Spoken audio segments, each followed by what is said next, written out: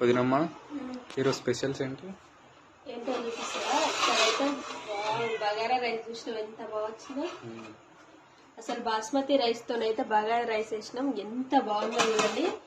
ఇగో ఇక్కడ సైడ్ అయితే ఆనియన్స్ నిమ్మకాయలు అయితే కట్ చేసి పెట్టుకుని తిందామని చెప్పేసి. ఇక్కడ చూసినావా ఎగ్ కర్రీ. మీ అన్నయ్య చికెన్ తినడని చెప్పేసి ఎగ్ కర్రీ అయితే వేసిన. ఇక్కడైతే మనందరి కోసం చికెన్ చూసినావా కలర్ఫుల్ గా ఎంత బాగుందో, చూస్తుంటేనే నోరు ఊరుతుంది తినాలన్నట్టుగా. ఇక్కడ సైడ్ అయితే పెరుగు.